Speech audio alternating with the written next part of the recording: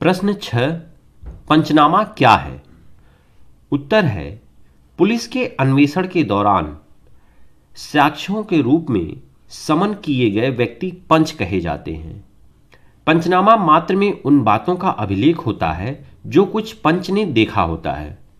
एकमात्र उपयोग जो इसका किया जा सकता है वह यह है कि जब वह पंच साक्षी कटघरे में जाता है और जो कुछ देखा होता है उसकी शपथ लेता है तो वह पंचनामा उसकी स्मृति को ताज़ा करने के लिए समकालिक अभिलेखों के रूप में उपयोग में लाया जा सकता है। यदि पुलिस किसी पंच पर निर्भर करना चाहती है तो उन्हें उस पंच को साबित करने के लिए बुलाना पड़ेगा। किसी परिसर की तलाशी के संबंध में पंचनामा जो कुछ वहां मिला था उसका साक्ष्य नहीं होता जब तक कि पंचों की साक्ष्य के रूप में परीक्षा ना की जाए। प्रश्न 7, सुसंगत तथ्य तथा विवादक तथ्य में अंतर कीजिए। उत्तर है, सुसंगत तथ्य ऐसे तथ्य हैं जिनके आधार पर तथ्यों के अस्तित्व या अनस्तित्व का अनुमान लगाया जाता है। विवादक तथ्य ऐसे तथ्य होते हैं जिन पर विवाद होता है तथा जिनके निर्णय पर भी वाद का निर्णय आधारित होता है। सुसंगत तथ्य किसी अधिकार या दायित्व का एक आवश्यक तत्व नहीं होता, जबकि विवादक तथ्य किसी अधिकार या दायित्व का आवश्यक तत्व होता है। सुसंगत तथ्य विवादक तथ्य को साबित करने के साधन कहलाते हैं, जबकि विवादक तथ्य प्रमुख तथ्य कहलाते हैं तथा यही किसी विधिक कार्रवाई में मेरुदंड होते हैं। प्रश्न 8, सुसंगतता एवं ग्राह्यता में अंतर कीजिए। उत्तर है, सुसंगतता का अर्थ है कि जो तर्क के आधार पर संभव हो, जबकि ग्राह्यता का तर्क के आधार पर न होकर कठोर विधि के नियम पर आधारित होता है।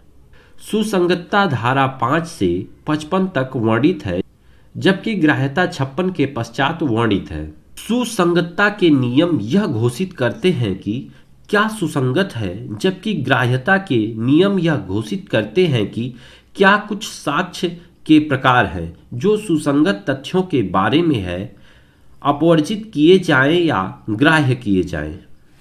सुसंगतता का अर्थ है कौन से तथ्य न्यायालय के सामने साबित किए जाएं, जबकि ग्राह्यता सुसंगत तथ्यों को साबित करने का उपाय एवं तरीका है। प्रश्न 9, साबित से आप क्या समझते हैं? धारा 3, एक तथ्य साबित किया हुआ तब कहा जाता है जब न्यायालय के समक्ष पेश किए गए साक्ष्य पर विचार करते हुए न्यायालय या तो तथ्य के अस्तित्व पर विश्वास कर ले या उस तथ्य का अस्तित्व न्यायालय इतना अधिक संभाव्य मान ले कि कोई सामान्य बुद्धि का व्यक्ति भी उन्हीं परिस्थितियों में इस अनुमान पर पहुंचे कि उस तत्व का अस्तित्व रहा होगा। प्रश्न 10, रेस जेस्टिस सिद्धांत का संक्षेप में वर्णन कीजिए। उत्तर है, रेस जेस्टे पदावली का प्रयोग भारतीय साक्ष्य अधिनियम में नहीं किया गया है। यह पदावली अंग्रेजी साक्ष्य अधिनियम में प्रयोग की गई है।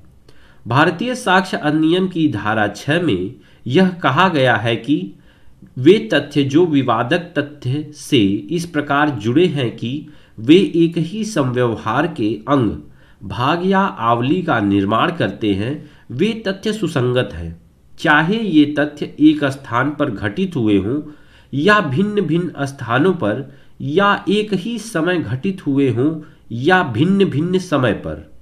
इस प्रकार से रेस जेस्टे जो अंग्रेजी विधि में प्रयुक्त है तथा एक ही समव्यवहार के निर्माण करने वाले तथ्य जिनका भारतीय साक्ष्य अधिनियम में उल्लेख है, समानार्थी हैं।